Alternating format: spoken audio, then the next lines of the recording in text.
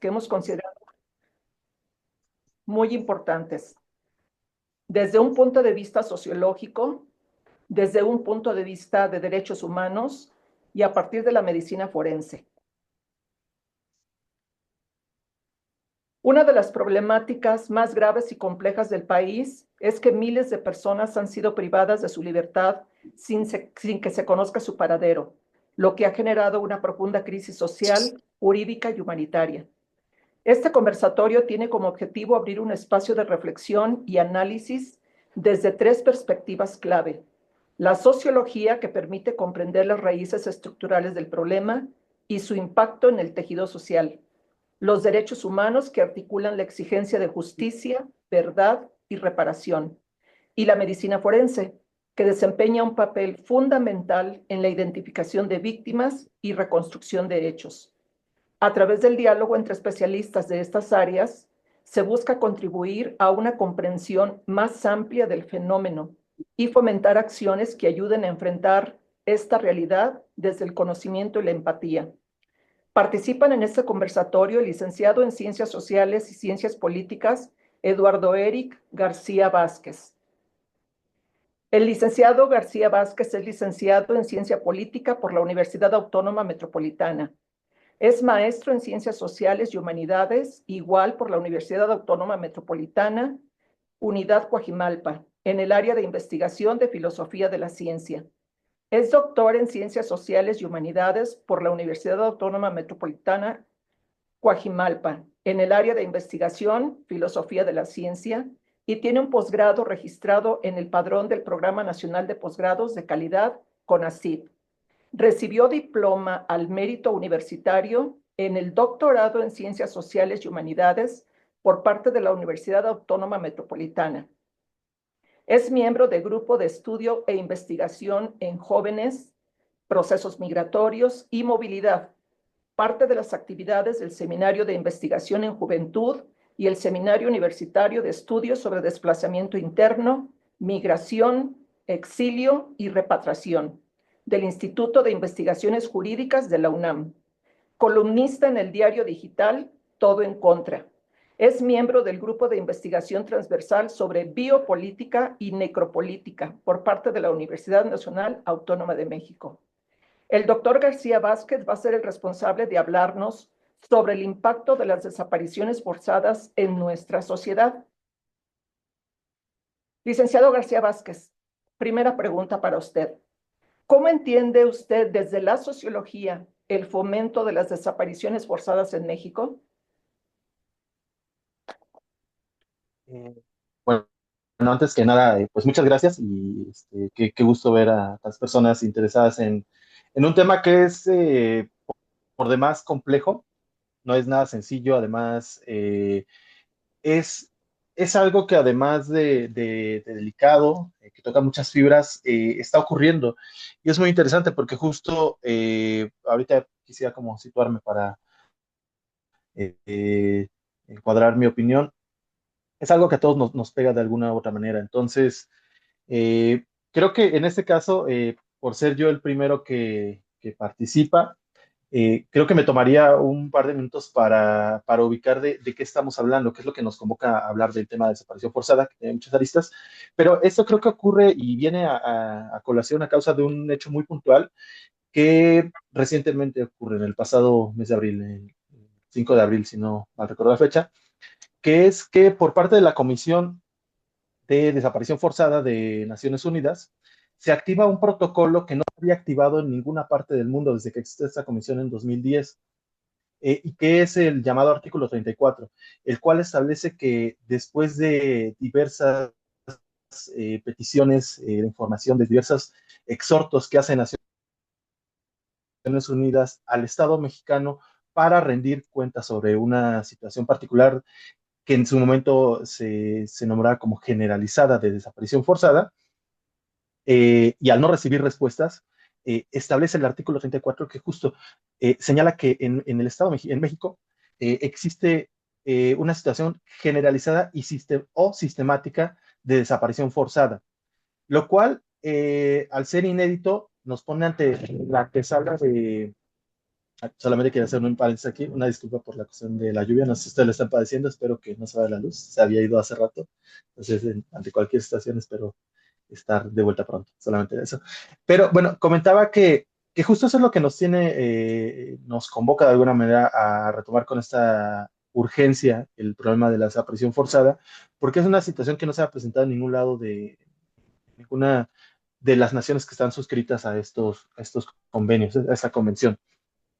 ¿Qué implica esto? Que si se activa el protocolo del artículo 34, que es demandar información acerca de la situación de la desaparición forzada, eh, si no se atiende esta respuesta, el siguiente paso es que se transfiera a la Asamblea General de Naciones Unidas, lo cual sí tiene una potestad de declarar la situación de México de desaparición forzada como un crimen de lesa humanidad, lo cual lo vincula a los delitos de guerra y esto tendría implicaciones de, si bien no hay una intervención directa, pues sí un exhorto directo, lo cual coloca a México ante el panorama mundial en un estatus que es el que no se desea. Ahora bien, decía que por eso me quería tomar estos 4 minutos para hablar de esto. Eh, y aquí habría que situarlo, porque estamos hablando de un problema bastante complejo.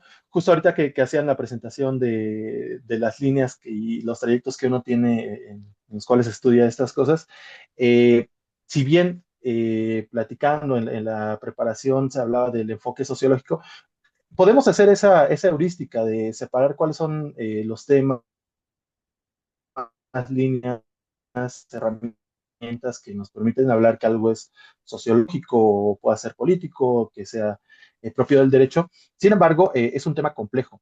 Entonces, justo a mí lo que me interesaba era hacer un rastro histórico, pero creo que eso lo podré ir haciendo sobre la marcha. Pero sí quizá para hablar, respondiendo a la pregunta, cuál era como la pertinencia desde la sociología o de las ciencias sociales en una manera general, es bien interesante porque escuchaba ahorita a quienes comparten conmigo este panel y tienen preparaciones, tienen trayectorias que atienden el problema de manera puntual y directa. Su incidencia desde los derechos humanos o de la medicina forense, creo que es algo que es tangible y es directo. Creo yo que no así necesariamente desde la reflexión académica y sociológica, lo cual justo no quiere decir que relevante, simplemente tiene otros trayectos en los cuales creo yo que uno de los trabajos que hacemos desde la academia y su humanidad todo, que quizá después se realicen después, pero eso es un trabajo conjunto, ida y de vuelta. Entonces, una de las cuestiones que a mí me interesaba rescatar ahorita que estaba revisando algunas de las cuestiones acerca del tema, y ya la cuestión histórica la iré mezclando conforme avance mi respuesta, tiene que ver con dos premisas que me gustaría dejar aquí para ver si es que tienen validez después y parecen interesantes, pero justo y atraviesa cualquiera de los otros marcos, que sería que la cuestión de la desaparición forzada, eh, la figura del desaparecido sobre todo, implica un problema ontológico, es decir, un problema de la pregunta fundamental de la filosofía, ¿por qué es la cosa?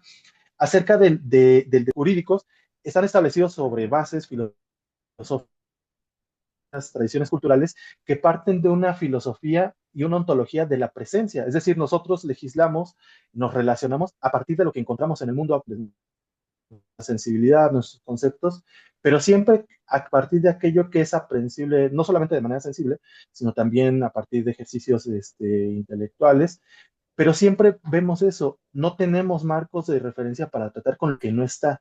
Y el desaparecido es todo un reto para, diría yo, para los temas, pero también para cualquiera de nosotros como que querramos entender, porque está muerto, sin embargo, es alguien que estamos buscando. ¿Qué pasa ahí? O sea, ¿qué hacemos nosotros para legislar sobre ello? Y ese ha sido uno de los grandes retos, no poder atenderlo. Y el otro elemento que quiero poner ahí también para ver si podemos después desarrollar, que la desaparición forzada es un acto eminentemente político, no es ajeno a la situación política. Y trato de explicar esto. Justo y uno de los marcos teóricos que yo rescato es el autor Roberto, déjenme citarlo bien para no errar, Roberto González Villarreal, que justo en algunos libros y en algunos artículos ha hecho una historia de la desaparición forzada en México. Y él habla de que la desaparición forzada existe en México, en el caso mexicano. El primer caso es en 1969, si no mal recuerdo, el nombre es Epifanio Avilés, el cual se le cataloga como el primer desaparecido. Eso no quiere decir que no hubieran personas que se ausentaban, que desaparecían en un sentido extenso antes de eso, desde que el Estado mexicano existe, incluso, qué sé yo, desde el siglo XIX, seguramente había ese tipo de cuestiones, pero ¿por qué no se le catalogaba así? Eso sería lo interesante. Y justo, si bien más igual la parte histórica me gustaría hablar de las ondas que él narra desde los 60, 70, 90, cómo va cambiando el fenómeno de la desaparición. Dice él que existe desaparición hasta que no hay alguien que lo busca. Y si hay alguien que lo busca, ya habla primero de una lucha colectiva, de una común. Y entonces la desaparición, es interesante, me gustaría después darle a lo mejor más vueltas para irlo armando, pero justo, ¿en dónde entraban, en qué categoría entraban estas personas que no regresaban? Por ejemplo, muchas veces en el caso del secuestro, del asesinato, pero no se hablaba de desaparición. Se habla entonces de que lo que le da el carácter de desaparecido son los buscadores. Cuando desaparece alguien y alguien más busca, alguien pregunta, en este caso en las fiscalías, en los cuarteles militares, ahí empieza la desaparición. Y solamente para cerrar esta intervención de esta pregunta, justo lo que menciona Roberto González es que es un mecanismo de desaparición, es un proceso. Antes de que la persona no se encuentre, pasaron muchas cosas de investigación, detención, etcétera. Y justo lo que dice es, ese mecanismo de desaparición justo falla cuando alguien empieza a buscar. Y en ese empezar a buscar surge el desaparecido, porque si nadie lo buscara podría ser simplemente un cuerpo que desapareció. Pero aquí justo lo que quería remarcar era esa cuestión de que la desaparición es eminentemente política. Muchas gracias, doctor. Otra pregunta más. ¿Por qué muchas familias desconfían de las autoridades y prefieren organizarse por su cuenta? Me parece que es bien interesante esta cuestión porque hablamos en este caso de personas que se dedican a la búsqueda de desaparecidos, familiares de desaparecidos, y un fenómeno que surge son los colectivos que por la estructura y la historia que tenemos en nuestro país y en Latinoamérica y en algunos otros países, son las madres las que se dedican a buscar, son ellas las que en la estructuración social que ha derivado, eh, cuentan, no diría yo que con una cuestión de oportunidades, más bien se ven relegadas a esto. Eh, y forman colectivos. Eso es bien importante porque en mi caso, en mi investigación, digamos, la cuestión de la desaparición forzada y la violencia generalizada es uno de los temas que tangencialmente me fueron tocando y por los grupos en los que participo, pues voy conociendo. Yo estoy vinculado más a la parte de marginación y migración, pero justo se va relacionando. Lo menciono porque muchos de los colectivos que han puesto, digamos, como la pauta en cuanto a esfuerzo, trabajo, son aquellos de las madres de desaparecidos centroamericanos, sobre todo de Honduras, que surgen estos colectivos, porque imaginemos, o sea, si es realmente difícil encontrar a una persona teniendo uno el carácter de ciudadano y poderse desplazar, tener algunos círculos, algunas redes de apoyo, imaginemos lo que es estar a 3, 4 países de distancia. Entonces, quería mencionar esto, pero relacionándolo justo con la pregunta que me hacía la doctora Xochitl, la cuestión de la desconfianza, yo creo que es un sentimiento que emerge y que eh, es legítimo ante la insuficiencia de las instituciones. Lo que vienen a hacer los colectivos es a llenar un vacío.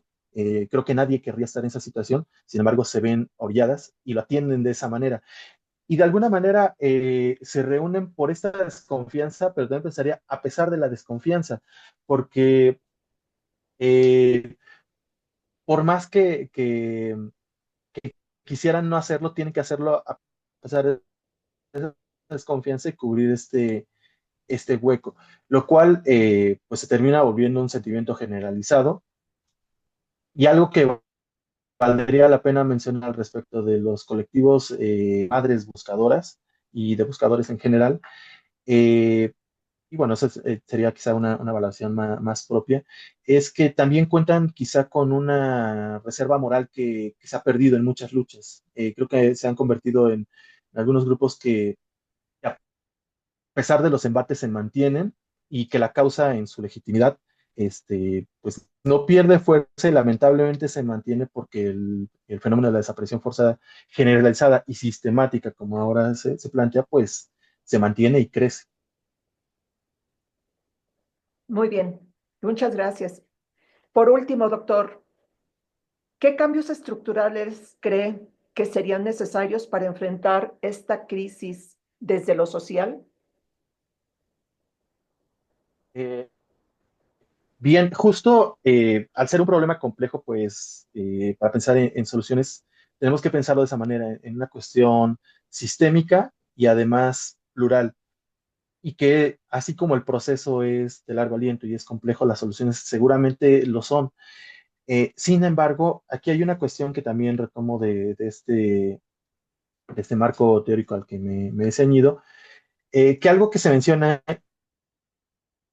y en realidad sí es algo que vale la pena siempre pensarlo, es que en la desaparición forzada el Estado siempre tiene que ver. Y les digo, siempre es algo complicado de analizar porque uno, quizá en esta misma ontología de la presencia, uno siempre piensa en que en los agentes que desaparecen, pero al ser sistémico, no solamente tiene que ver con la persona que perpetúa la desaparición, sino con todo el sistema legal, estructural, incluso cultural, que sostiene que esto pase y que quede impune.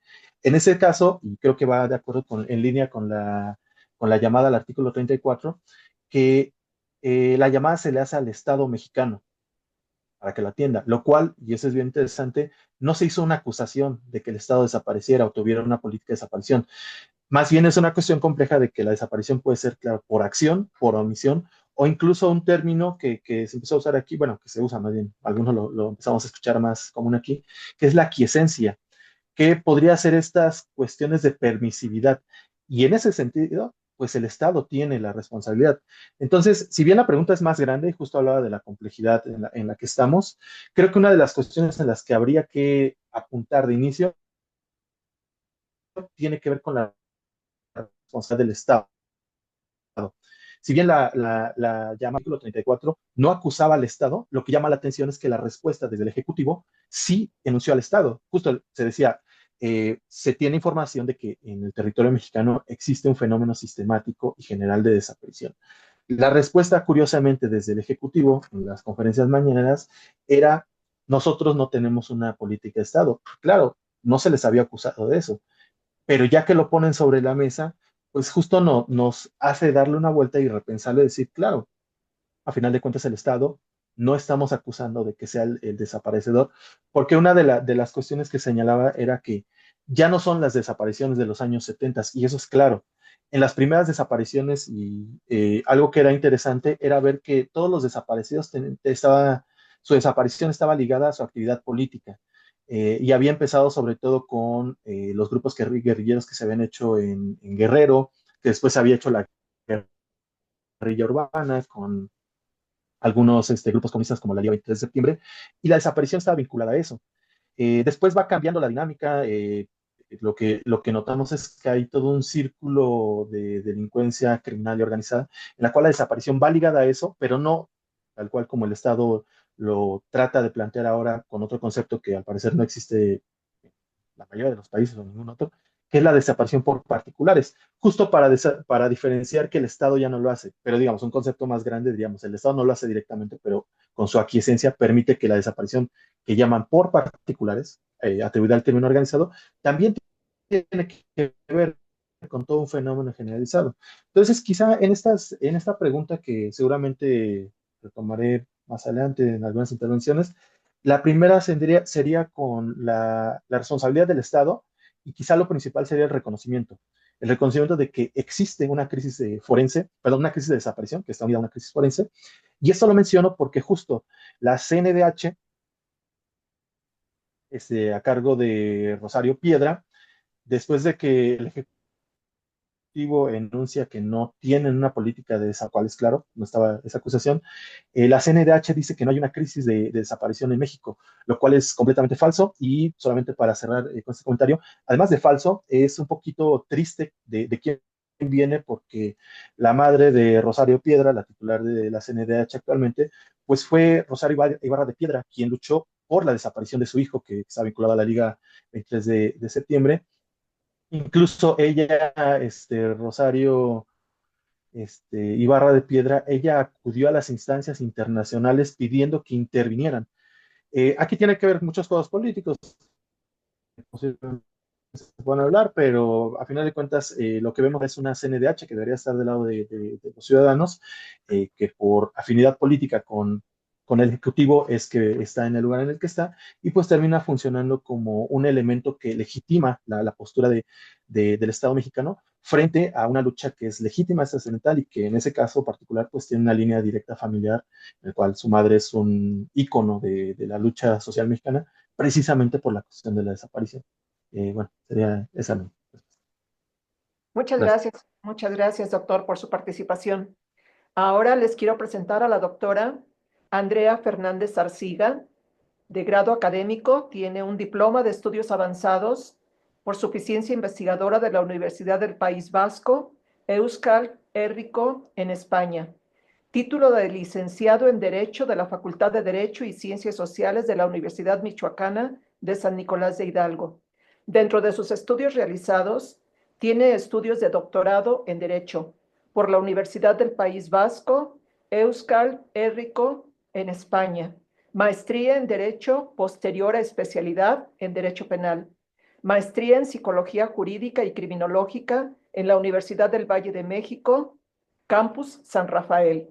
Tiene un diplomado, certificación de experta en victimología en el ISA Institute de Madrid, España.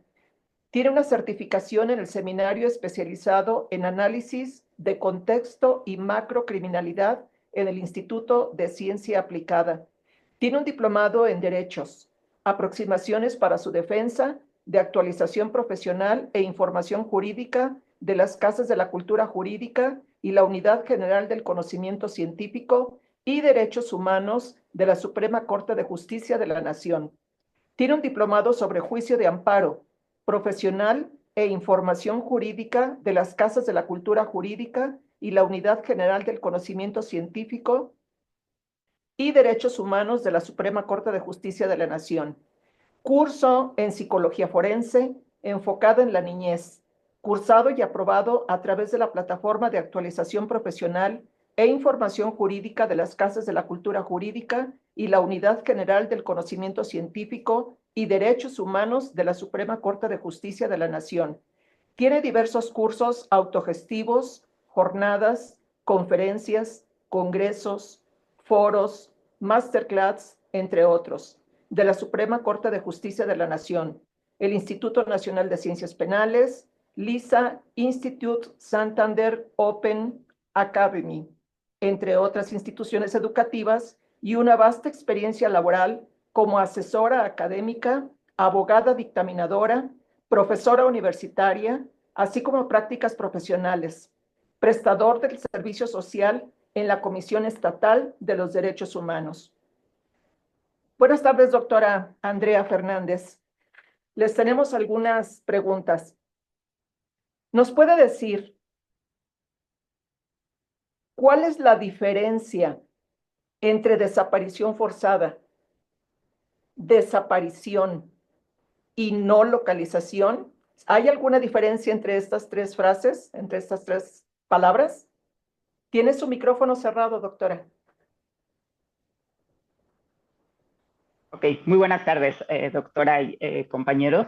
Sí, hay una diferencia muy clara entre todas. La desaparición forzada tiene que ver, complementando con lo que decía el doctor Eduardo, tiene que tener la intervención del Estado, es decir, uno de los elementos de este tipo penal y de que además es una grave violación a los derechos humanos, es que debe haber intervención del Estado, de los servidores públicos concretamente, así es como se menciona en la Ley General de Desaparición, o de los particulares pero con esta palabra aquiescencia, es decir, consentimiento del Estado precisamente, por ejemplo, por parte del crimen organizado actualmente. En cuanto a la desaparición, esta se vincula también con la presunción de la existencia de algún delito. Sin embargo, esta es solo cometida por particulares. Aquí no tiene ninguna intervención el Estado. Puede ser, por ejemplo, que no sé, supongamos un hombre desaparece a una mujer con fines de feminicidio o cualquier otra situación, pero no hay intervención del Estado. Es la diferencia principal y clave. Ahora, la no localización, que por cierto tenemos esto en el Registro Nacional precisamente de desapariciones, desaparecidos y no localizados, no tiene que ver con un delito. No se presume la existencia de un delito. Voy a poner un ejemplo. Yo me puedo ir el fin de semana a, no sé, escalar el Ixtlaxíhuatl y se me termina la batería del celular y no le avisé a nadie, entonces estoy no localizada. Entonces, si algún familiar quiere ir a presentar una denuncia, sería como no localizada mientras no se demuestre que pueda existir bueno, que pueda existir algún delito. Muy bien, muchas gracias. Doctora, ¿cuál es el caso más emblemático de desaparición forzada por el cual se ha condenado al Estado mexicano? Ok, uno de los más emblemáticos o el más por ser la primer sentencia que se emitió contra el Estado mexicano es el de Rosendo Radilla Pacheco.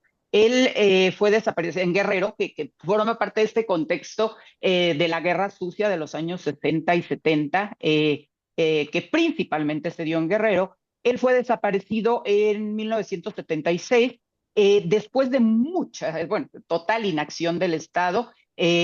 Los familiares hasta los años 90, finales de los años 90, pudieron presentar denuncias ante la Fiscalía del Estado de Guerrero y la Fiscalía, en ese entonces Procuraduría de la República, General de la República, y no se les hizo caso. Durante muchísimos años pasaron, hasta 2001 fue que se admitió una petición ante la Comisión Interamericana de Derechos Humanos, es a quien llega, es la primera instancia, es con quien se acude para hacer este trámite para los casos de desaparición forzada, una vez que el Estado mexicano no ha hecho ningún trabajo. Es decir, o ya que se hayan agotado todas las instancias en el Estado mexicano. En este caso no fue así, se llevó a la Comisión Interamericana. Después de muchos años, porque estos análisis duran muchos años, se decide que sí se debe pasar a la Corte Interamericana de Derechos Humanos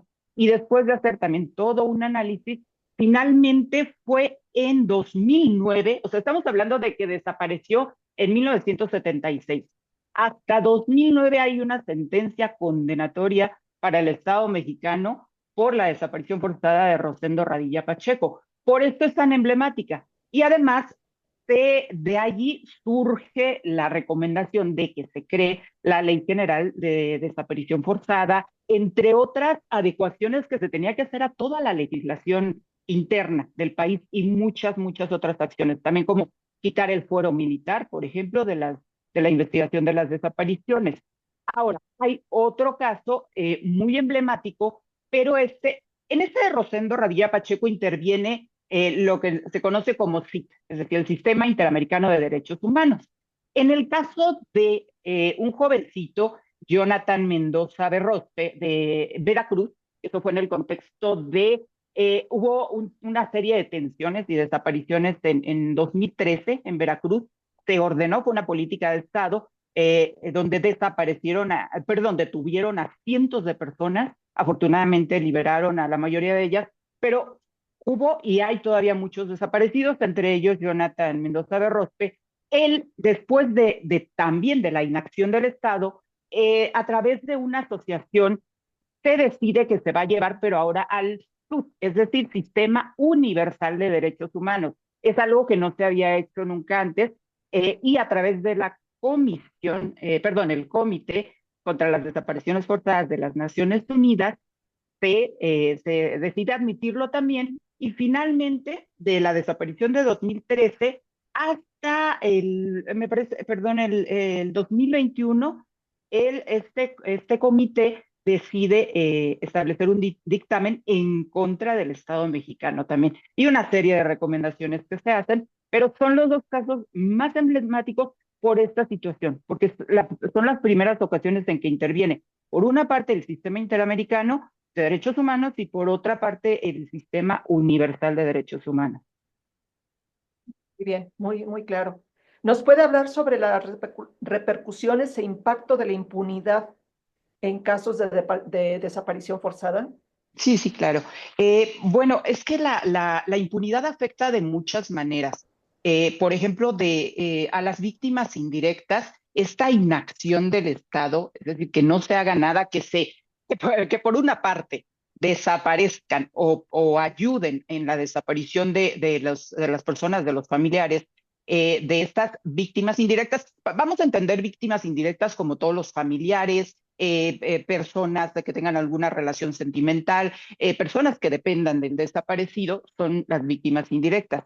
Se ven muy afectadas por este fenómeno de la impunidad, eh, porque no hay acción por parte del Estado. Simplemente el doctor Eduardo lo mencionaba, son los colectivos de madres buscadoras generalmente quienes tienen que acudir a hacer la búsqueda de sus familiares porque el Estado no está actuando. Entonces, esto es muy lamentable y se considera que de acuerdo con este mismo comité que acabo de mencionar contra las desapariciones forzadas de la ONU, ha habido un crecimiento del 98% de las desapariciones en México desde 2006 a la fecha. O sea, si no entendemos eso como impunidad, ¿qué más podríamos entender? Entonces, se provoca la desconfianza de la sociedad. De por sí en México tenemos la cultura de la no denuncia, pero por obvias razones, sobre todo en este caso. Entonces se fomenta más la desconfianza y hay una situación muy específica, la voy a abordar muy brevemente. En las fosas clandestinas, y perdón que me invada un poquito el tema, es nada más un dato, las fosas clandestinas en México tienen la característica o la finalidad, como en todo el mundo, de desaparecer u ocultar la evidencia.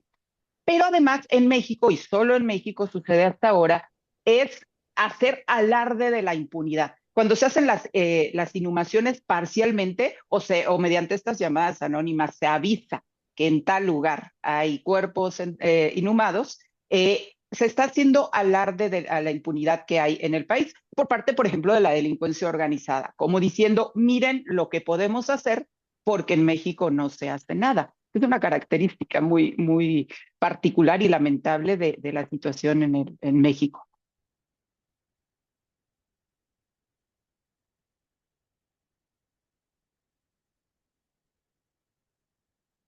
Gracias, doctora.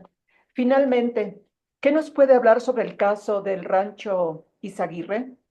El Un caso, caso polémico. sí, muy polémico, que se descubre a finales del mes de mayo de este año. Bueno, allí se encuentra primero, informan también a través de llamadas anónimas de la existencia de este rancho. Entran, aquí nuevamente vemos precisamente la impunidad y la inacción del Estado, porque en principio entran las autoridades del Estado de Jalisco. No hacen gran cosa, encontraron, ya sabemos, cientos de objetos, zapatos, incluso listas con los nombres de las personas que estaban ahí, cartas que dejaron personas que murieron en ese lugar, desafortunadamente, que dejaban a sus familiares, un sinfín de objetos, restos también, restos humanos, eh, y no se hizo nada. Se informó después son elementos de la Guardia Nacional quienes casi en secreto les avisan a los colectivos de buscadores y les dicen, es que aquí sí se encontraron muchas cosas, llegan ellos, entonces fue cuando se abrió todo y se empiezan a nombrar campos de exterminio. La Fiscalía General de la República atrae el caso precisamente porque la Fiscalía General del Estado de Jalisco no estaba cumpliendo con su trabajo y dice el fiscal general de la República, reconoce abiertamente que hay colusión entre las autoridades del estado de Jalisco, bueno, concretamente de este municipio, y atraen por eso el asunto. Y como bien lo decía el doctor Eduardo, por primera vez se activa el protocolo del artículo 34 de la Convención Interamericana de Derechos Humanos, porque la situación ya, bueno, desde hace mucho tiempo ya se desbordó, pero se han hecho llamados una y otra vez al Estado mexicano y este permanece sin actuar. Si bien han cumplido con parte de algunas de las sentencias, como la de Rosendo Radilla que les mencionaba, han seguido sin reconocer, por ejemplo, que esta problemática se está cometiendo de manera estructural y sistemática. Eh,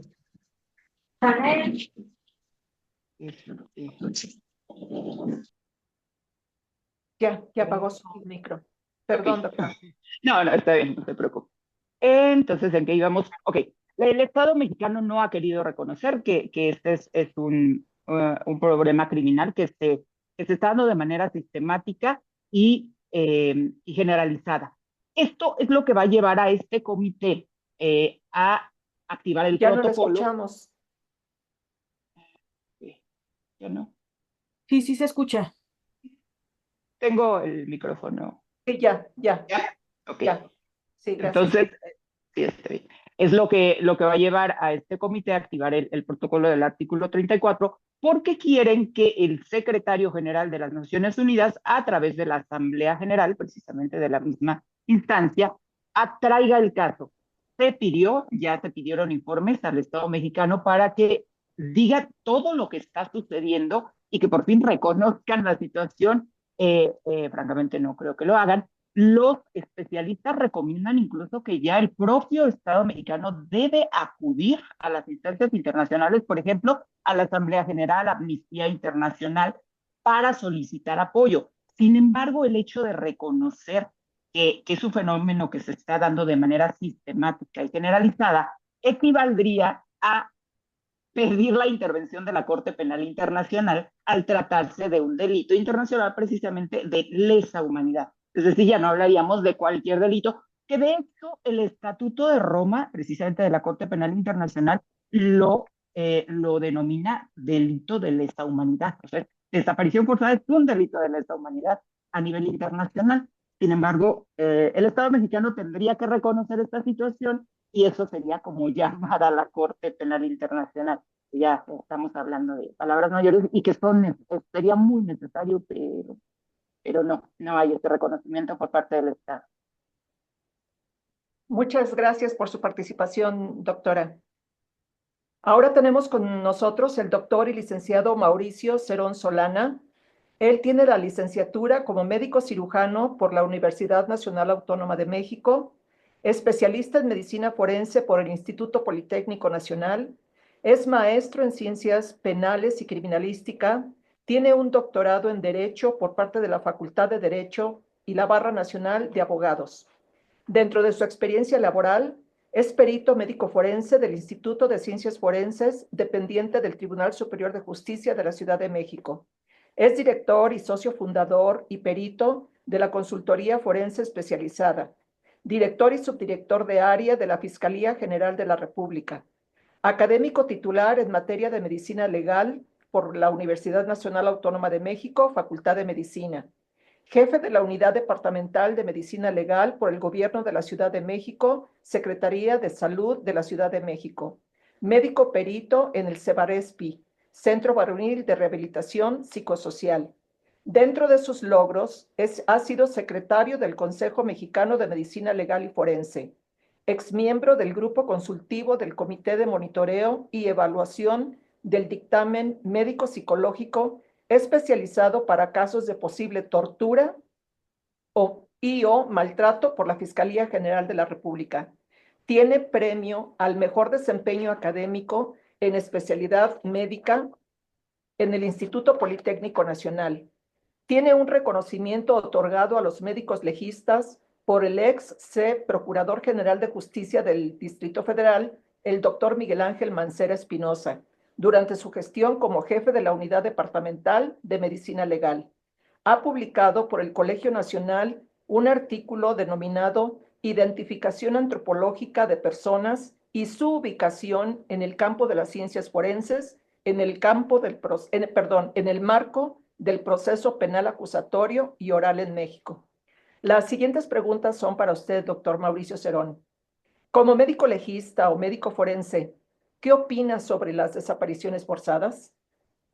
¿Qué tal? Muy buenas tardes a todos y a todas. Gracias por este foro, por este espacio para estar con ustedes y pues bueno, agradezco estos minutos, este tiempo, también a mis antecesores, muy buenas las participaciones. Pues en relación a, para entrar en materia, ¿no? En lo que nos ocupa, este es un tema de las desapariciones forzadas, es un tema muy crítico que tenemos en el país. Desde la perspectiva médico forense, ha sido un parteaguas acerca de las intervenciones que hemos hecho como peritos médicos forenses. Básicamente en el hecho de trabajar o poder procesar todos los hallazgos que tenemos en un procedimiento de necropsia, a ya tener que hacerlos con un contexto completamente distinto. Entonces, toda la parte pues ontológica, toda la parte antropológica social y en el marco de los derechos humanos. Para nosotros como médicos forenses es muy importante tener todas estas perspectivas porque no solamente es establecer ya antes, como era el objetivo, una causa de muerte cuando llega un cadáver, sino también ya poder establecer una identificación certera y fidedigna de la persona con la cual estamos nosotros tratando en este caso. Por lo tanto, el tema de desapariciones sí ha sido pues un desafío muy importante para todos los servicios médico-forenses. Actualmente, pues toda la infraestructura y todo lo que se necesita se requiere evidentemente mayor cantidad de capital humano para poder pues, llevar a cabo estos trabajos, porque la cantidad de cadáveres desafortunadamente en muchas ocasiones rebasa todo el personal que nos encontramos trabajando en estos ámbitos. Entonces, en suma, lo importante o lo que hay que destacar en este caso de situaciones de desapariciones forzadas, como ya lo comentaban, es poder definir si esta desaparición forzada está aplicada en un contexto de que sea una desaparición forzada en el caso de presuntos servidores públicos o está en un enfoque entre particulares. ¿Cuál es la diferencia entre estos? Que también el contexto de derechos humanos que se tiene que aplicar tanto en un contexto como en otro es ligeramente es distinto, ¿no? Todo va en torno al honor, a la verdad y a la justicia en relación al cadáver. Sin embargo, tenemos que tomar ese enfoque de derechos humanos para que no se nos pase ningún tipo de hallazgo, desde la identificación y todo lo que tiene que ver en relación con el contexto, la ubicación, la localización, la situación donde fue, y este contexto es el que nos va a dar mucha información junto con todo lo que está investigando la autoridad ministerial. Recordemos también que todo el contexto médico forense o médico legal en el país tiene ligeras especificidades en cuanto a cada uno de los estados y a nivel federal. A nivel, por ejemplo, de Ciudad de México, que es donde estamos actualmente, llegan los cuerpos, se hace un levantamiento por criminalistas, los cuales nos dan un contexto. Posteriormente pasan a un anfiteatro delegacional de la alcaldía, donde se lleva a cabo también una certificación médica de cadáver para determinar que esa persona en efecto falleció y que se trata de un ser humano. Y finalmente llegan con nosotros. Entonces, para nosotros es un contexto, pues, ya más enfocado en determinar esa causa de muerte y esa posible identidad. A diferencia, si nos vamos, por ejemplo, al Estado de México, a unos cuantos kilómetros, pues el médico se encarga de llevar a cabo todo el proceso, ¿no? Desde ir al levantamiento, llevar el cuerpo, hacer esas certificaciones y posteriormente llevar a cabo la parte del procedimiento de necropsia y la identificación en conjunto con otros peritos.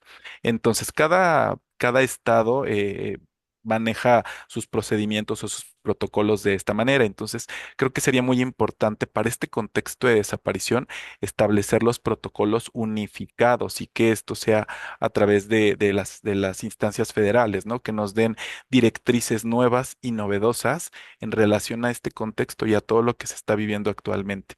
Entonces, a veces, como comenta la doctora Andrea, a veces rebasa esta situación de lo que se está encontrando contra lo que hay en procedimientos, ¿no? Vigentes y operantes en este momento. Entonces, esa es la parte de desafío que pudiera comentar en relación a la parte de las desapariciones forzadas en México actualmente. Gracias, doctor. Quiero hacerle una pregunta muy específica. ¿Existe algún protocolo específicamente ya como tal, protocolo, que se siga cuando se localiza, cuando se identifica, cuando se hacen sondas de búsqueda de una fosa clandestina? ¿Existen estos protocolos ya actualizados en la Ciudad de México o en la República Mexicana? Ok, muy buena pregunta, muy interesante. A partir de ciertos años, estamos hablando de hace más de 10 años, 15 aproximadamente, se estuvo trabajando a nivel federal estos protocolos porque empezaban a salir justamente fosas clandestinas, fosas con personas que se encontraban a nivel de fosas o de superficie. Y de este se empezaron a generar distintos protocolos. Entonces, a partir de ese momento es que se genera un protocolo primero de búsqueda. Entonces, actualmente a nivel federal sí existen estos protocolos de búsqueda. De esta manera se fue actualizando también con el contexto protocolo de Minnesota, que es parte de lo que utilizamos nosotros como una base para poder hacer los estudios forenses para las personas, que están muy enfocadas tanto en el lugar del hallazgo como en el procedimiento que se tiene que hacer en torno al procedimiento de necropsia y la determinación de causa de muerte. Y en ese protocolo básicamente es donde se basan y salen procedimientos ya a manera estatal y a manera federal para abordar todo este tipo de casos. Por otro lado, también se estuvo trabajando hace algunos años que me tocó participar también en un procedimiento con perspectiva de derechos humanos y de género, es decir, para la entrega tanto identificación como entrega de los cadáveres. Antes era nada más de, pues entrego el cadáver, aquí está la identificación y vámonos, ¿no? Con los familiares. Se estuvo creando pues esta comisión interna a nivel federal para poder entregar y darle ese derecho a la verdad a la familia en relación a todos los hallazgos que se tuvieran. Es decir, por ejemplo, tuvimos el cadáver de una persona, esta persona, pues mire, se encontró en este contexto, fue de esta manera, posteriormente pasó este proceso, este siguiente proceso llega con nosotros. A nivel odontológico encontramos estos hallazgos, a nivel antropológico estos otros, genéticamente fue esto, la ropa que tenía era la siguiente. Entonces, bajo todo este marco de situaciones, es como se entregaba el cuerpo familiar justamente para darle acceso a la verdad, a toda la información. Entonces, ya se han ido robusteciendo, por supuesto que sí, sin embargo, considero que todavía hace falta mucho trabajo por realizar en ese sentido. Sí, sí, sí le creo, sobre todo porque es bien sabido que en algunos estados, cuando se realiza el hallazgo de una tumba clandestina, probablemente no existe la capacitación adecuada de las personas que hacen estos procedimientos de descubrir esas tumbas clandestinas y utilizan hasta trascabos, doctor, Así utilizan es. balas. Entonces, lo único que hacen, es mi opinión muy personal, lo único que hacen es agregarle alteraciones a esos cuerpos, lo que dificulta la problemática para ustedes como médicos forenses, médicos legistas, llegar a la identificación plena y fehaciente de esos cuerpos, ¿verdad? Porque ya les pusieron, ya los desmembraron, etcétera, etcétera, ¿verdad? Pero por no usar las técnicas adecuadas, por eso le preguntaba sobre la existencia de estos protocolos. Así es. Y en ese sentido, para abonar un poco más, también hace 2012, 2013 se estuvieron trabajando protocolos en relación a arqueología forense. Antes no existía pues subespecialidad, digámoslo así. Entonces se encontraron estos contextos y de ahí surge la necesidad de contar con personal en arqueología para poder determinar y delimitar. Antes se trabajaba acerca de antropología física, en algunos lugares a lo mejor dirán, había antropólogos sociales haciendo trabajos que no tienen nada que ver con la antropología física. Sin embargo, va surgiendo esto y a través pues, del mismo gobierno, ¿no? Surge la necesidad y se van generando nuevas oportunidades para mejorar bueno, actualmente ya se tienen como áreas o departamentos enfocados específicamente en la parte arqueológica, ¿no? Porque, como lo comentan, es importante, no nada más es llegar y meter un trascabo, le llaman vulgarmente una mano de chango, ¿no? Para hacer los trabajos más rápidos, sino hay que hacerlo bajo un contexto adecuado, desde cómo está la parte criminalística, cómo está el lugar del hallazgo, si la tierra está removida. No nada más es llegar y meter una sonda, ¿no? O ir con el binomio canino, ¿no? Para meter la sonda y que el perro huela si es que hay restos humanos en ese lugar, sino hay que hacer un trabajo todavía mucho más minucioso dentro de de esas actividades, hacer un contexto, poder explorar el lugar. Entonces, es muy, muy importante y trascendente que todo el equipo forense, no solamente el arqueólogo, sino que estén criminalistas, arqueólogos, fotógrafos, personal de video o personal inclusive de la parte médica para que estén estos contextos de levantamientos y sea mucho más holístico todo el proceso, ¿no? Con mayor cantidad de personal. Más científico, sí es cierto. Sí. Finalmente, doctor, ¿qué tipo de evidencia biológica es más útil para identificar restos humanos? Ok, muy, muy buena pregunta también. Muchas veces nada más nos enfocamos lo que vemos en la televisión, ¿no? Acerca de, no, pues es que es el ADN, es el hueso, es un cartílago o la sangre, ¿no? Pero todos los elementos que vienen en el contexto son básicos para poder llevar a cabo una identificación, ya que todo tiene que coincidir, ¿no? Y les voy a platicar un caso de una experiencia que tuvimos. Este, pues se trataba de unos restos óseos en una pues estaban en un lugar como tipo fosa clandestina, fueron recuperados. Entonces, dentro de todo esta parte de bagaje de información, fueron coincidiendo los datos. Se trabajó a través del Comité Internacional de la Cruz Roja, un cuestionario que se le denomina Antemortem, que hoy día pues sí se llena, pero en algunos lugares ya no se le ha dado ese reconocimiento que tiene más de 14, 15 años de que se estuvo implementando y hoy día pues se ha detenido un poco ese proceso. Entonces se llevó a cabo su cuestionario antemortem, se hizo una evaluación postmortem de esos restos y empezaron a dar coincidencias, ¿no? Empezaron a dar coincidencias en el sentido de la ropa, desde llevar a cabo de el lugar donde estaba, la ubicación, la localización, el tiempo de fallecimiento, es decir, el intervalo postmortal que se pudo determinar respecto a esos indicios. Posteriormente también la ropa o todos los efectos o prendas que también traía, el cinturón, el pantalón, la ropa interior, la marca, la talla. Entonces, todo ese tipo de datos nos empiezan a dar mucha información muy valiosa para poder darle un rostro a esa persona, ¿no? Poderle dar a la familia esa seguridad, porque solo es información que conoce la familia. Posteriormente se hacen trabajos odontológicos, se hicieron toda la revisión odontológica, se hizo una revisión también radiográfica en ese sentido, se hizo en reconstrucciones con moldes, también se trabajó la parte finalmente genética para poder determinar que en efecto correspondía al 99.9999% de la persona. Se pudo determinar, sin embargo, hubo un dato que la persona, que la familiar, cuando se le presenta toda esta información y todo este bagaje, de mire, era en esta talla, encontramos esta ropa, aquí está, obsérvela, véala, y la esposa específicamente aún no tenía esa legitimación, decía es que pues no, no se trata de mi familiar, por temas psicológicos, se pasó, tuvimos apoyo de psicología ese día también con la familiar y apoyo sociológico. Sin embargo, hubo un punto, un tema muy, muy particular que se encontraron unos pequeños balines, en la ropa interior de la persona y cuando se encontraron estos, se le expusieron también a la vista. Oiga, ¿usted reconoce estos balines? Porque estos balines no estaban reportados en su cuestionario antemortem, pero fue un hallazgo que hubo en este cuerpo. Entonces, cuando los ve y los determina, fue cuando asentó, justamente dijo sí, entonces sí es mi esposo porque exactamente ella sabía los efectos personales que él traía en eso. Entonces, ni siquiera la genética, que pudo haber sido el gold standard para poder identificar, lo pudo ella creer hasta que encontró algo que le dio a ella tranquilidad respecto a su familiar. Entonces, eso justamente ese es el tema en el contexto de derechos humanos que se tiene que buscar con ellos, ¿no? Poder agotar todas las bases que podemos tener dentro de los servicios. Entiendo que hay muchos servicios. Hoy día, pues les comento, hay un poco de conflictos dentro del instituto donde estoy laborando. Entonces, pues tenemos que hacer el trabajo desde nuestra trinchera, todo lo que esté en nuestras manos, poderlo dominar y poderlo establecer y exponerlo a las personas, ¿no? A los familiares principalmente, ¿no?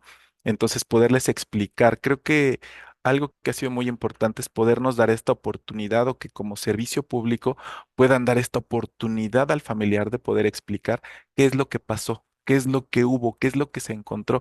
De que no hay ocultamiento absolutamente de ninguna información, sino todo directamente del personal interviniente para que no haya estas faltas de comunicaciones, que en ocasiones, y no me dejará mentir el doctor Eduardo, que ahí si no hay esta comunicación muy, muy cerrada con la familia, pues empiezan a haber conflictos, ¿no? Empieza a haber falta de confianza y de verdad, a veces nos pueden poner como demonios, como personal interviniente. Sin embargo, no es así. Estamos siempre en contacto con la familia porque también somos seres humanos y podemos también pasar por momentos tan lamentables y tan dolorosos.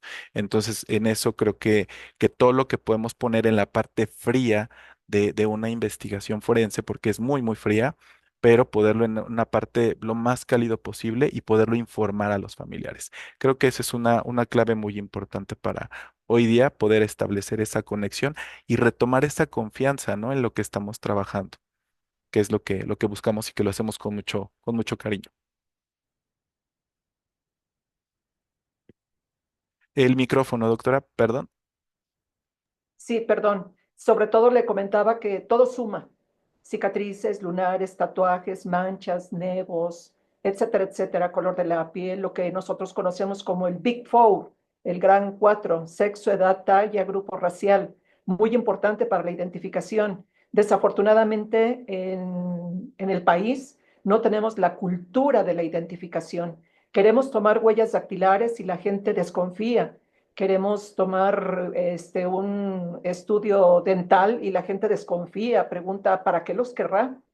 Entonces, estamos en un país sísmico y desafortunadamente los edificios se colapsan, fallecen muchas personas, pasan días en poder rescatar esos cuerpos, probablemente en avanzado estado de putrefacción, y no tenemos esa cultura de la identificación, de tener en nuestras casas una ficha de cadactilar, unos registros dentales, unas fotografías donde estemos sonriendo, etcétera, etcétera. Usted como médico legista sabe lo necesario y lo útil que es, la importancia que tiene de tener todos esos documentos, que son documentos, se puede decir que de vida, porque ustedes como médicos forenses le pueden dar certeza al familiar que está buscando a su ser querido que sí corresponde, ¿verdad? Pero teniendo esa cultura de la identificación de todas las personas a través de cualquier método. Bueno, ya para cerrar, quiero comentarles a nuestros tres ponentes magníficas respuestas, magníficas representaciones. Si quieren ustedes cerrar con algún comentario en particular respecto a los temas que hemos visto, para pasar después a preguntas que tengan algunos de los participantes hacia ustedes.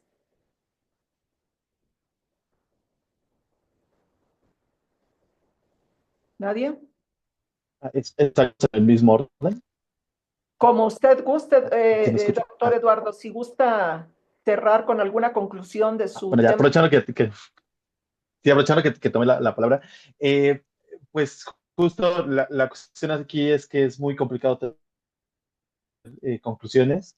Si algo creo que en mi trayectoria he trabajado y he encontrado el valor justo es yo trabajo mucho sobre el concepto de complejidad en filosofía e historia de la ciencia, y creo que este es lo que rescato de esta conversación porque no solamente es complicado para todos seguir estos temas por lo delicado que es, sino que no sé si ustedes tengan la misma sensación, pero este último año ya como Mafalda uno quiere bajarse tantito del mundo porque viene una cosa y otra y otra y otra.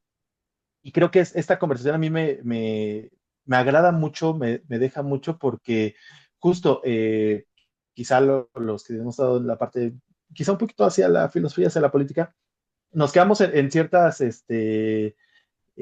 pensamientos, le damos vueltas, los discutimos y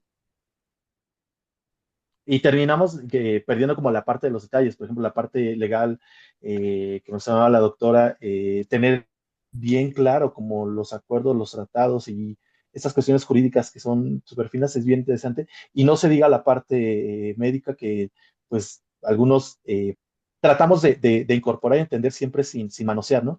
Pero aquí que afortunadamente se hace el diálogo, creo que ayuda muchísimo, al menos de mi parte sí, sí que eso. Y justo decía, no tengo como unas conclusiones, más bien tengo un par de comentarios de un montón de cosas que quisiera comentar, pero que pues igual dejo por ahí por si es que sirven.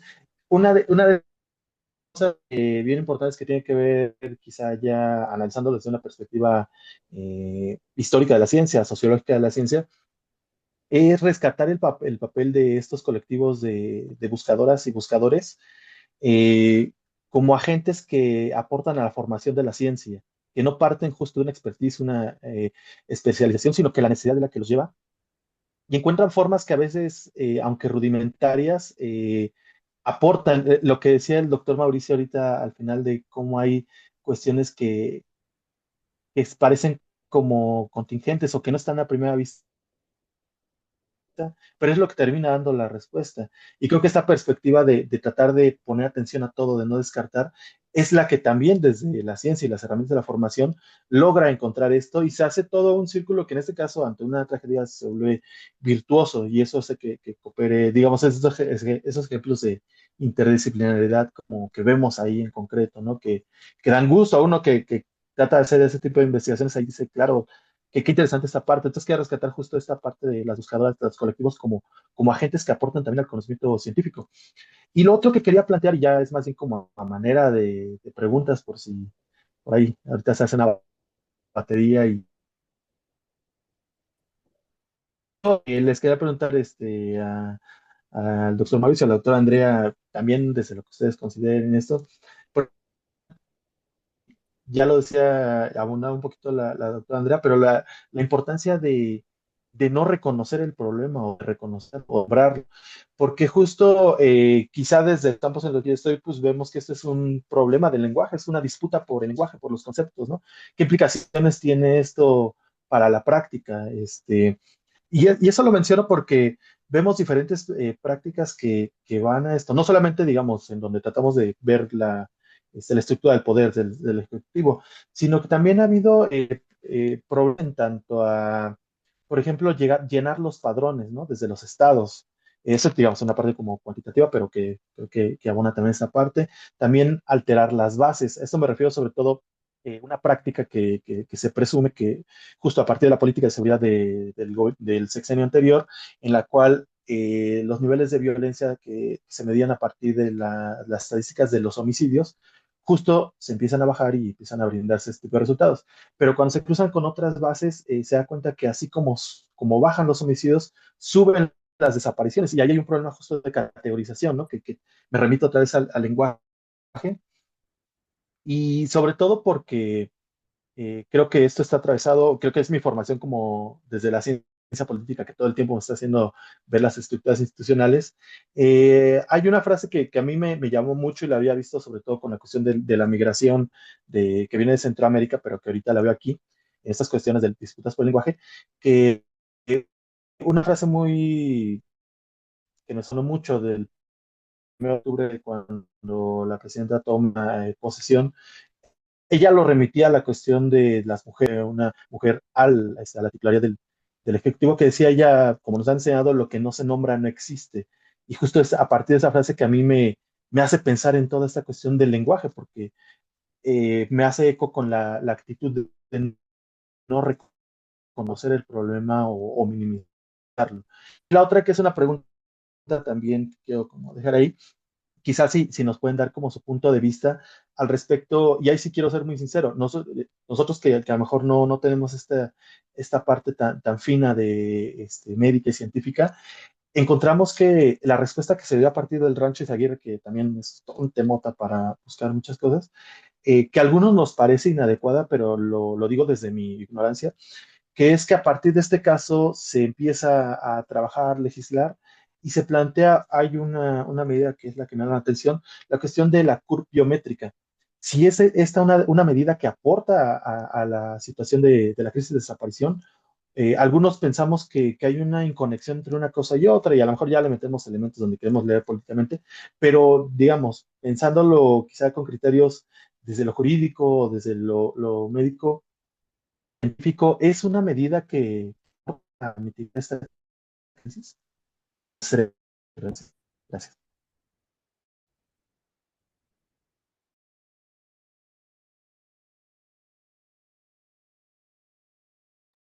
Tu micrófono, doctora. Sí, ya cerró su micrófono. Doctora Andrea, ¿quiere llegar a alguna conclusión respecto a la charla que tuvimos? Sí, sí, sí, claro que sí. Bueno, respondiendo, la enlazo un poco con alguna de las preguntas que hizo el doctor Eduardo. Y sí, recordemos que Michel Foucault decía que las palabras hacen la realidad. y sí, precisamente, de hecho, esta frase de lo que no se nombra no existe, se ha dado mucho en el contexto de feminicidios y de cuando se creó. No es el tema, pero hago referencia porque se creó la palabra feminicidio como tal. Y sí, más allá de lo jurídico y de lo que tiene que ver con derechos humanos, que por fin hasta 2017 se legisló, es decir, tenemos una ley general en materia de desapariciones forzadas, y que además se le añade esto de que también pueden ser cometidas por particulares, siempre que sea en colusión con las autoridades o con su aquiescencia, consentimiento o demás. Eh, ya se está nombrando, por lo menos legislativamente, la problemática.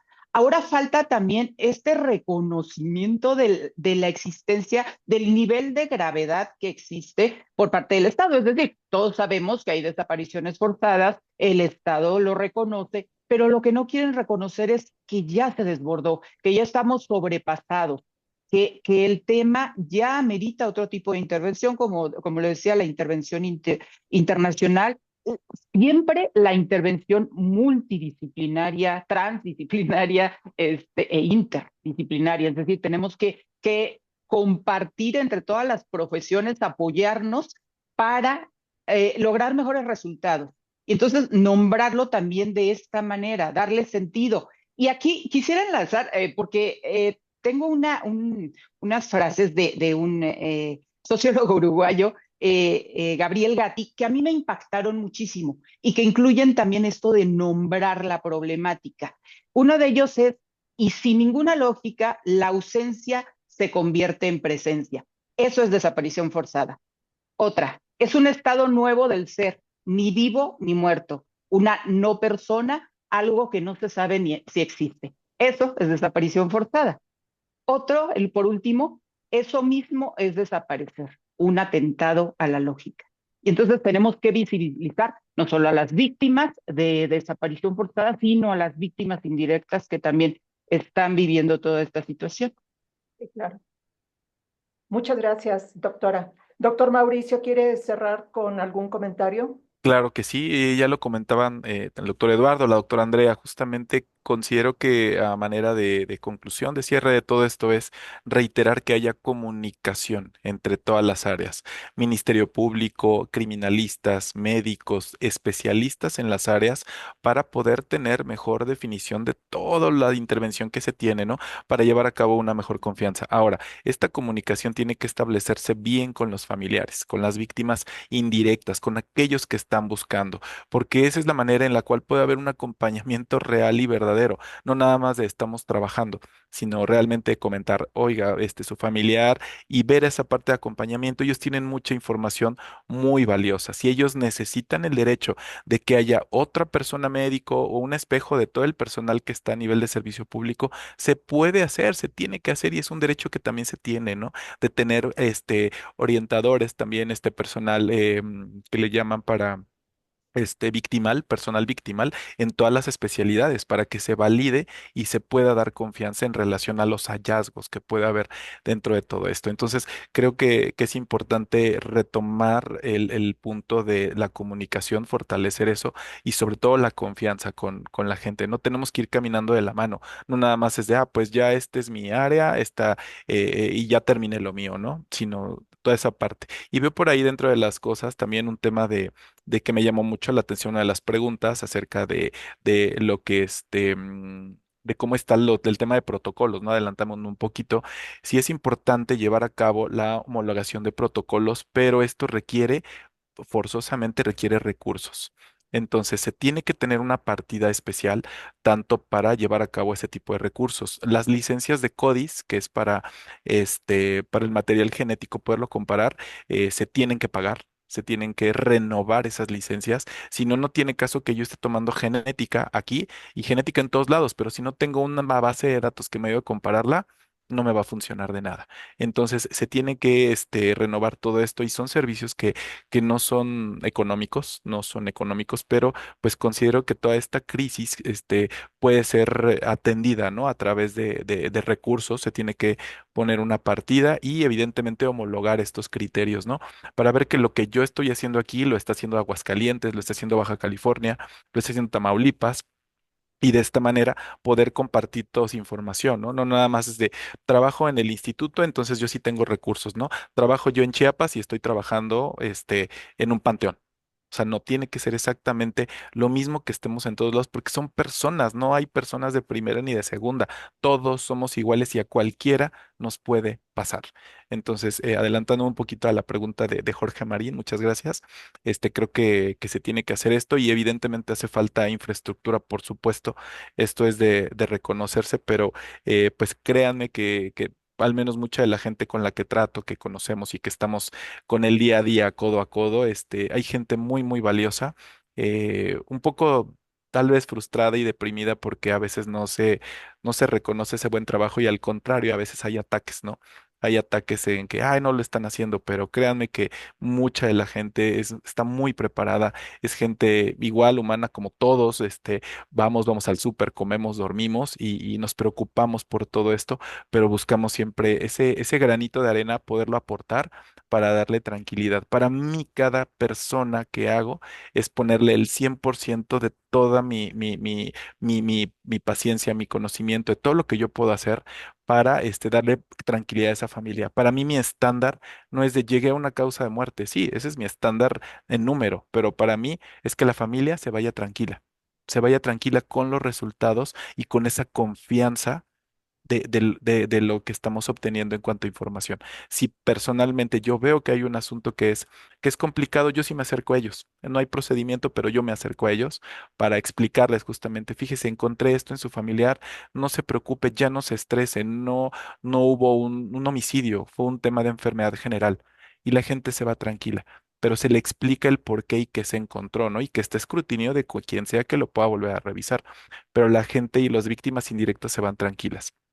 Entonces, a nivel de derechos humanos y a nivel social, creo que eso es imprescindible y eso es algo que nos va a ayudar a tener un feedback, ¿no? Tanto en el servicio público, que hoy día es donde se lleva la mayoría de las intervenciones, pero también se pueden llevar a nivel privado, pero pues obviamente tienen un costo muy alto. Pero creo que eso es lo importante, ¿no? Robustecer esta parte de todo el servicio y la infraestructura y esto a su vez hacerlo a nivel de la confianza de la gente, ¿no? Que se acerquen, que vean, que pregunten. No nada más es llegar y entiende uno el dolor, ¿no? Que a veces llegan un poco agresivos con el personal o no hicimos nada, ¿no?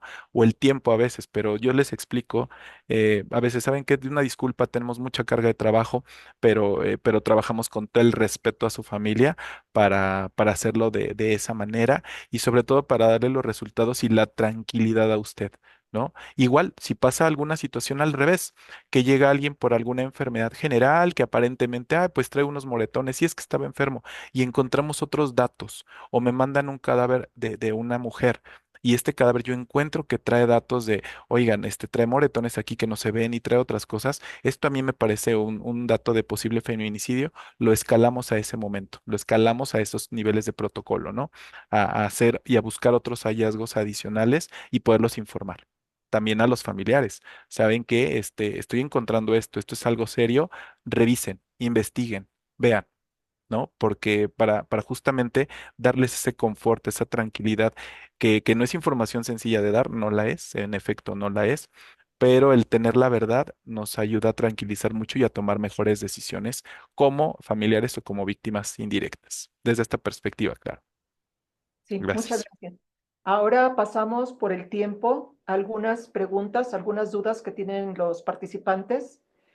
No sé si nos quiere apoyar la doctora Yasset Chávez. Sí, claro, doctora.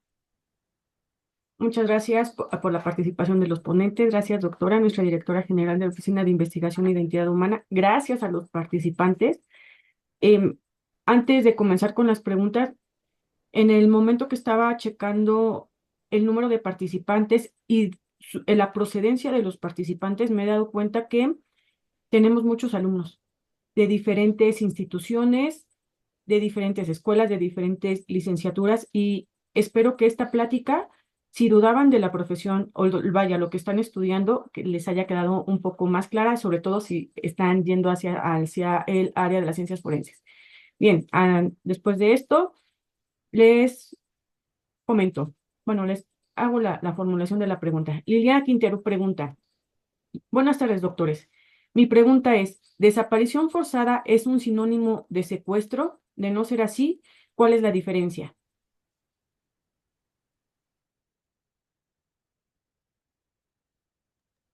¿Quiere que intervenga? Sí, Claro adelante. que sí, sí, doctora. Sí. Ok. No, no son lo mismo, para nada. El delito de secuestro, si bien comparten el elemento de una privación de la libertad, el secuestro siempre, siempre se va a tratar de una privación ilegal de la libertad, pero con ciertas finalidades, como por ejemplo pedir un rescate, es una de ellas. A diferencia de, por ejemplo, una privación ilegal de la libertad, así sola, esta requiere, entre otras cosas, puede solicitarse bienes materiales, económicos, pero también pueden hacerse ciertas peticiones. Por ejemplo, vamos a suponer que se secuestra bueno, mejor no doy ideas, pero se secuestra alguna autoridad de X institución con el fin de demandar algo, alguna situación. Quiero que me resuelvan X cosa, entonces voy y secuestro a una autoridad específica y solicito algo a cambio. ¿Me explico? En el secuestro se está solicitando algo a cambio de la liberación de esa persona que fue privada de su libertad. Puede confluir, por supuesto, varios delitos en el secuestro, como pueden ser lesiones, que generalmente las hay, puede haber violaciones y puede haber, obviamente, homicidio. Aquí ya se termina el secuestro. En la desaparición forzada de personas también hay privación de la libertad. Aquí es muy interesante porque esa privación puede ser legal o ilegal. Es decir, legal, ¿en qué momento es? Cuando hay, por ejemplo, una detención, una orden de aprehensión, un arresto, hasta ahí vamos bien. Tenemos si nos fuésemos por el camino correcto, el camino del derecho, de la ética, tendríamos que llevar a esta persona con el Ministerio Público ya en su momento a la prisión preventiva y sabríamos dónde está esta persona, no sería un desaparecido, ¿cierto? ¿Qué diferencia hay entonces? ¿Qué hace la diferencia? Esta detención legal se puede convertir en una desaparición forzada, como sucede y como sucedió sobre todo en la guerra sucia de la década de los 60 y 70. Se puede pasar para ese lado. También directamente puede provenir de una detención ilegal, la desaparición forzada. Esto que en México conocemos como el levantón. Levantaron a alguien y lo desaparecieron. Ya no volvimos a saber de esa persona. Ahora, también hay distintas finalidades y confluyen otros delitos. ¿Con qué finalidad desaparezco a la persona? Porque ya no se trata solo como a comienzos del 2006 de la guerra contra el narco, que era desaparecerse entre ellos, entre miembros de grupos rivales. El perfil victimológico ha cambiado muchísimo. Entonces, ahora por ejemplo, tenemos la desaparición forzada para trata de personas en cualquiera de sus modalidades, con fines de prostitución, con fines de esclavitud. Hay, por ejemplo, la suplantación de identidad en niños, niñas, adolescentes. Se les está desapareciendo también, pero de manera forzada para esto. Entonces, no sé si queda clara la distinción. En ambos tiene como característica esta privación de la libertad, secuestro completamente ilegal y desaparición forzada puede ser cualquiera de las dos, pero cuando es legal ya se convierte en un delito cuando desaparecen a la persona. Ok, muchas gracias. Muchas gracias. Ahora, la siguiente pregunta. Mariana Urico Segundo Lozano nos pregunta: ¿de qué manera han influido los conflictos armados, el narcotráfico y la corrupción en el aumento de las desapariciones forzadas?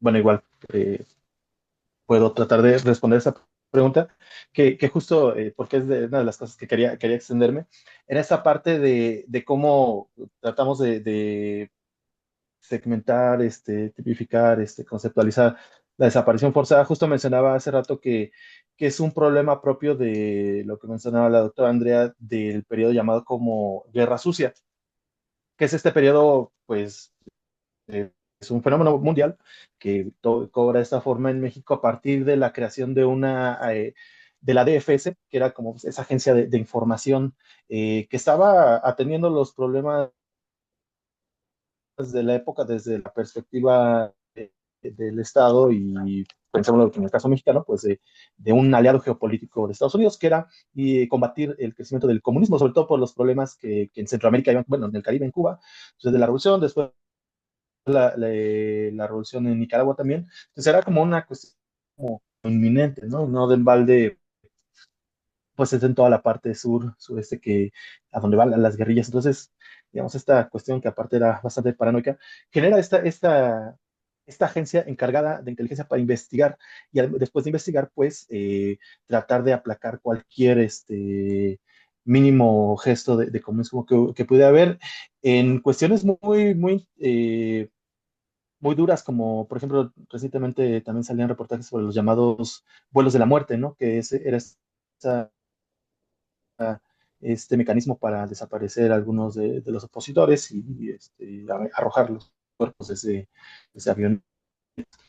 Pero justo acaba como un primer periodo que se dice que por los noventas con la desaparición de la DFS, eso no quiere decir que la inteligencia y el espionaje siguieran con fines políticos, pero justo también hay otro fenómeno que va creciendo, que es la cuestión del narcotráfico y unas variantes de crimen organizado que después se iba a complejizar bastante, pero quiero remarcarlo, no es ajeno a esa cuestión de la intervención de Estados Unidos por otros medios que, que justo a partir de su intervención hace que incluso ahorita que hablábamos del lenguaje, se empezara a nombrar estos grupos que en su momento eran como pequeños grupos que comerciaban y que no había este estigma tan grande sobre el consumo de algunas sustancias, van creando también la cuestión de los cárteles, ¿no? Pues se crea primero el concepto y después se arraiga y se hace una dinámica interesante y compleja de cómo va creciendo la dinámica del narcotráfico.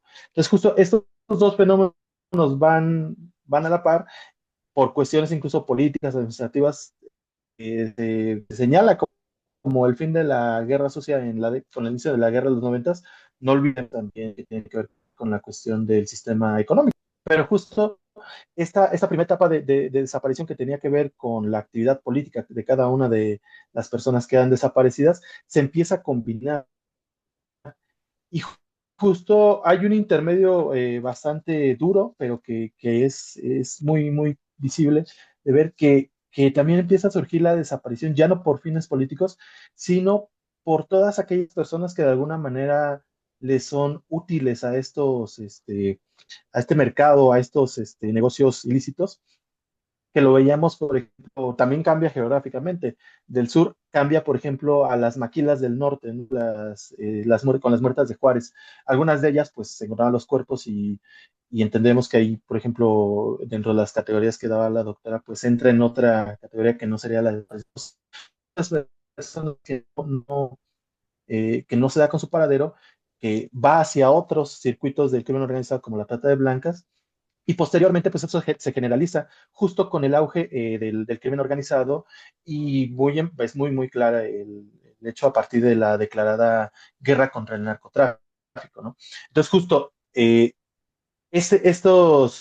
otro agente, digamos que toma el control de este mecanismo que fue diseñado en primera instancia por instancias gubernamentales, lo adopta, en este caso con fines económicos, pero lo interesante es eso, yo quiero hacer la distinción. No quiere decir que el Estado haya quedado fuera del mecanismo de desaparición, más bien se integra o coopera desde otros lados, porque justo esa es la disputa que se ha querido mantener ahora, ¿no? Es decir, es una desaparición cometida por particulares porque el Estado no tiene que ver, y más bien lo que uno trata de señalar es que no se desecha la modalidad anterior, sino que ahora se complejiza y llega la parte del crimen organizado, que justo ya no tiene que ver necesariamente con la actividad política que desarrolla cada uno, sino que llega en este desarrollo, digamos, desde 2006 a la fecha, en el cual cualquiera de uno de nosotros, dependiendo del tipo de relaciones, podría todo ese tipo. desaparición. Y solamente para dejarlo ahí, basta señalar que no tiene que ver ya con una cuestión política o a veces económica, como nos llevaría el circuito del secuestro, ¿no? Que hay como un intercambio ahí de sacar algo de esa raptación. El caso de Tamaulipas, sobre todo con el famoso caso este, de San Fernando, perdón, de estas fosas que se encuentran y que son principalmente migrantes centroamericanos.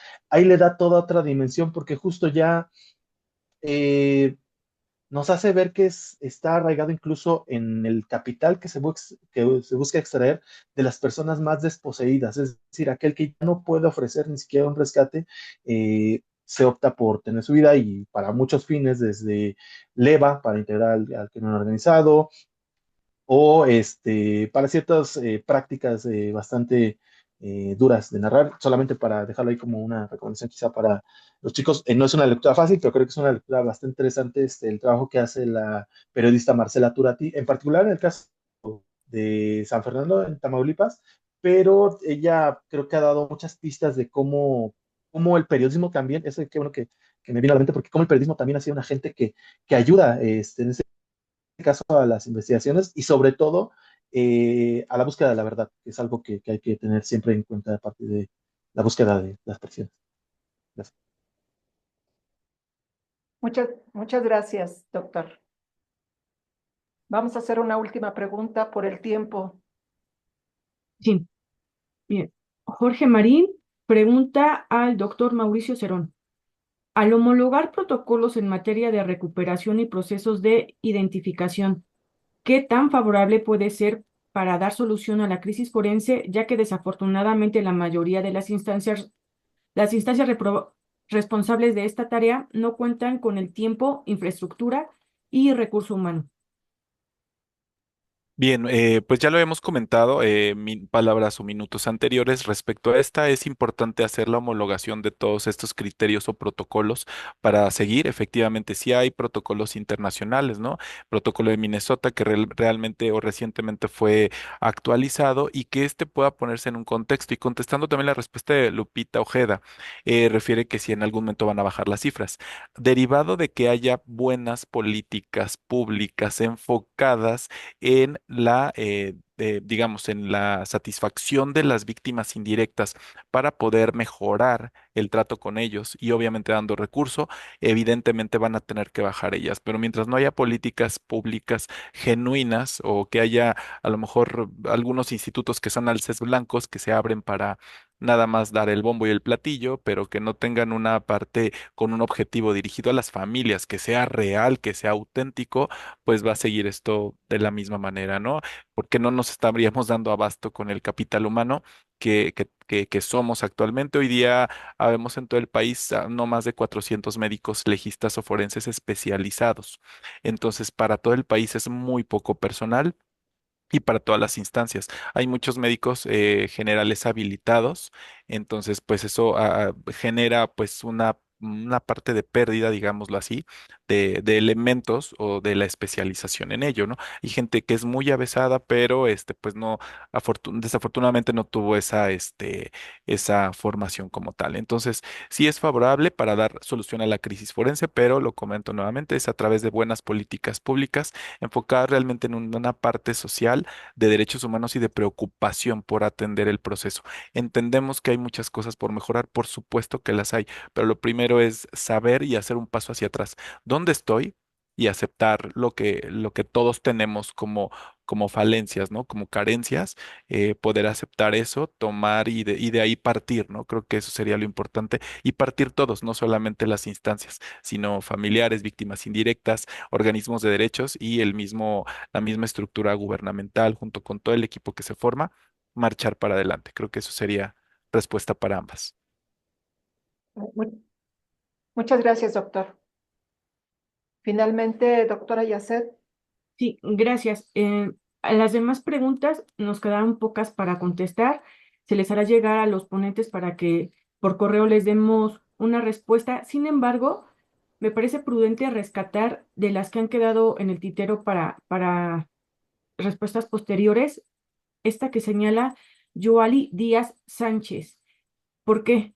O sea, ¿por qué rescatarla? porque no muchas ocasiones todas las personas tienen contacto y sobre todo ese acceso a poder preguntarles a personas especializadas en el área de identificación. Y como nosotros somos Oficina de Investigación e Identidad Humana, además de que aquí tenemos personas súper especializadas, la doctora Xochitl, el doctor Mauricio Nesto, rescato esta pregunta de Joali Díaz Sánchez. Nos pregunta, ¿el CURP biométrico puede beneficiar a alguna investigación, ya sea forense, desaparecidos? Bueno, desde la perspectiva de la identificación, tengo entendido que va en cuanto a tener un registro de fecha, bueno, fecha de nacimiento, lugar de nacimiento y un número de identidad, que sería la parte de esta. En este biométrico están yendo huellas que sí pudieran ser útiles, pero también va a haber un registro de retina, como lo hace el SAT para la e-firma. Ese no es viable para un estudio post-mortem. Entonces, pues creo que tanto el CURP ya lo tenemos y pues bueno, tenemos también las huellas digitales. Yo lo que haría sería mejor solicitar al Instituto Nacional Electoral, pues de una u otra manera que ayude para que se abra eso. Ya se había estado manejando desde hace 15 años esos oficios para que el INE abriera casos muy particulares, no toda la investigación de las personas, sino casos muy puntuales para que ellos pudieran cotejarlo y nada más arrojaran el resultado, ¿no? Entonces, para poner estos biométricos, pero pues honestamente desde la parte forense no tendría una validez adicional, digámoslo, sin ningún tinte político ni mucho menos, ¿no? Pero yo no le vería un uso adicional a lo que ya se tiene actualmente. Como el caso de la señora Juana Barraza Samperio, alias la Mataviejitas, cuando se le pidió al INE su base de datos precisamente para tratar de identificar las huellas dactilares encontradas en algunas radiografías que supuestamente la señora había tocado, ¿verdad? En casos de las personas fallecidas. Esta institución, el INE, no quiso prestar la base de datos porque dijo que era personal, que era anónima, que no podía dar esa información a cualquier persona. Sin embargo, por otro lado, nos vemos que nos hablan de los bancos, nos hablan de cualquier institución para ofrecernos tarjetas de crédito, pero cuando se trata de un caso judicial como el caso de la señora Juana Barraza Samperio, se niega la institución a dar esta base de datos. Entonces, se dio con ella por mera coincidencia, no, no por otras cosas, ¿verdad? Pero ya sería platicarlo en otro tiempo. Pues muchísimas gracias a todos ustedes. Excelente, brillante la participación de los tres. A todas las personas que nos acompañaron. Espero que les haya sido muy provechosa esta reunión y que se sigan dando más, que sigamos contando con ustedes, porque así como lo platicamos al principio, son temas que dan para mucho más. Entonces, les doy las gracias a nombre de nuestra asociación. Estamos haciendo nosotros nuestros pininos, estamos tratando de empezar con el pie derecho y creo que lo logramos. Un aplauso para todos ustedes y muchas gracias por la confianza, muchas gracias por estar con nosotros, por apoyarnos y no perdernos de vista. Muchas gracias y hasta pronto. Muchas gracias, doctora Yacet, doctora Pili, que nos apoyaron para el desarrollo de este conversatorio. Hasta pronto.